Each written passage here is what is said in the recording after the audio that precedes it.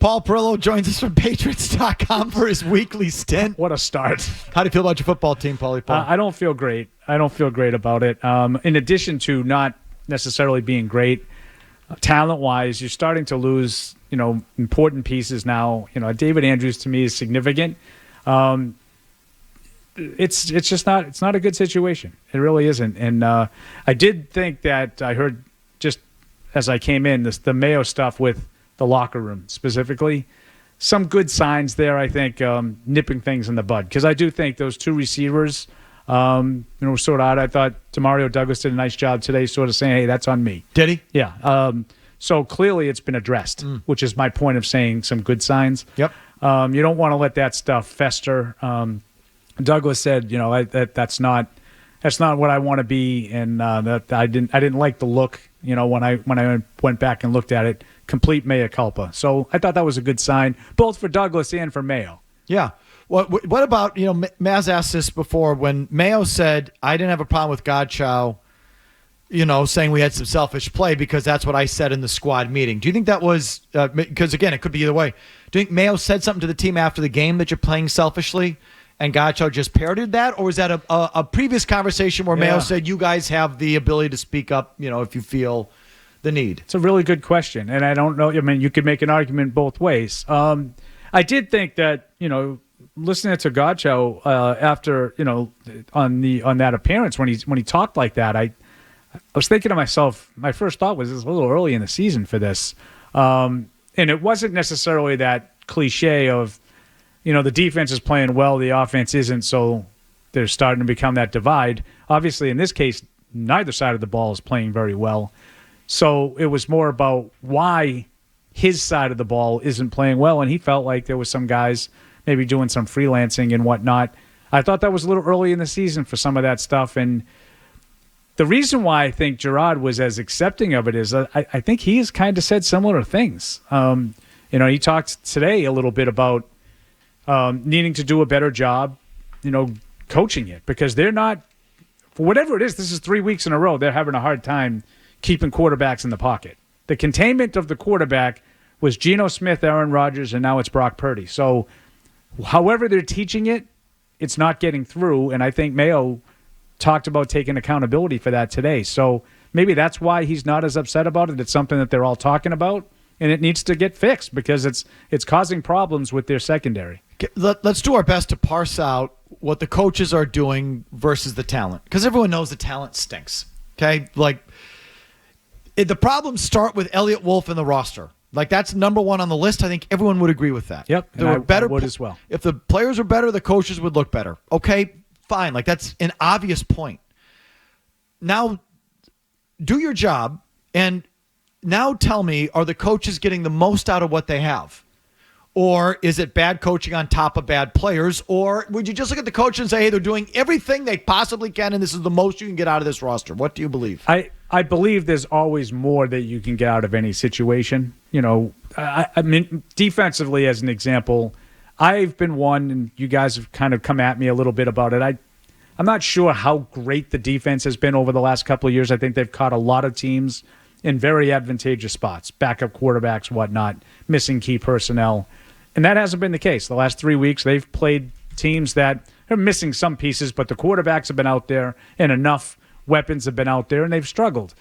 But at the same time, generally, I've come to know over the years that a couple of things are true even when they're struggling on defense. They might get off to a bad start in a game, but it changes. There are adjustments made, and whatever the team was doing to, Aaron Rodgers is sort of moving around and finding the tight end, as an example, couple of Thursday nights ago. Belichick's going to get him off to the side. We're going to talk about this, and this, and they're going to have to do it a different way in the second half. Mm-hmm. That didn't happen in that game. There were no adjustments really made. This past game, we know the Niners want to run the ball to the edges, and they're going to make some big plays off of that. Well, in the past, when they've had what I would say decent defenses, they take one of those things away. They couldn't stop the run. They couldn't stop the intermediate passing game. And then in the second half, when Kyle Duggar's out, it's bombs away. They couldn't take away the big plays either. So I don't know. Like it seemed to me when they went small with the nickel, and this is something Evan Lazar talked about on our shows on Patriots Unfiltered. They got run over with Marcus Jones as the 5th defensive back. So they take him out and go base, and then they couldn't stop the big plays. So there's got to be something to me that you take away as a defensive coordinator. It's not just about talent. I agree. This is how I look at it. To finish last, I think just about every team in the NFL has enough talent not to finish last. So to finish last in anything, overall record, offense, defense, it has to be a combination of bad players and coaches who can't get more out of them. It's got to be both. Just having the worst roster doesn't make you last. It's bad coaching on top of a bad roster. Is sort of what to be last. Yeah, at the very least, I don't think the coaches are doing a whole lot to get anything more out of what they have. Let's put it that way. And I thought we were the frustrating thing is after week 1, even into week 2, I thought maybe we had a chance for that. That at least they were. I keep saying this, that they were going to show up, that they would play hard, be on point, play to their abilities, be fundamentally sound. The other team screwed up, they'd have a chance. If not, they'd lose on talent, but at least they'd be there every week with that baseline. And that's what I thought we were headed for. And it's just sort of it's so flipped on its ear in the last 2 weeks. Yeah, so what I thought was really interesting, and you guys, I'm not sure if you caught the entirety of the press conference today, but in the middle, Mayo talked a little bit about, he was talking about what you're saying, the last couple of weeks, not really what we're looking for, up to the standard. And he talked about the opener, wasn't sustainable. Winning that way wasn't sustainable. And he offered that. I mean, it's not like anybody went back and said, can you replicate what you did against Cincinnati? He said he's talked to the team about it even at the time. I thought that was an interesting comment. Now, it's one thing for us idiots to talk here and say, yeah, that was a great performance against Cincinnati. They were near flawless and still barely squeaked by. I'm not sure how many games you can win like that. I think I said that the next week, playing like that. He said it. I found that to be a really eye-opening comment. And we started to think about what might have been his motivation to say that. And I wonder if he's just sort of trying to open the door. And then got in trouble last week for doing it. But for starting Drake May. Even if they win on Sunday against obviously a beleaguered Dolphins team without its quarterback, it's going to play its 4th-string quarterback. Yeah, if you win 13-9, I'm not sure that that's anything to celebrate about. We can't keep doing that way. At some point, we need to find a way to be more productive. We need to get the kid in there. I wonder if that's why he said it. I mean, that sort of fits with what we think is the case. I'm going to credit Fred Kirsch with this theory. Okay. Like you, Mike, he likes to read between the lines at press conferences. Score 1 for Freddie. Yes. I didn't know he was still doing it when times are dark. Oh, he's still, it must be tough times for him. It is tough times for Fred. That's why he's rallying the troops. Time for Drake May. Does he hide in the back of the room?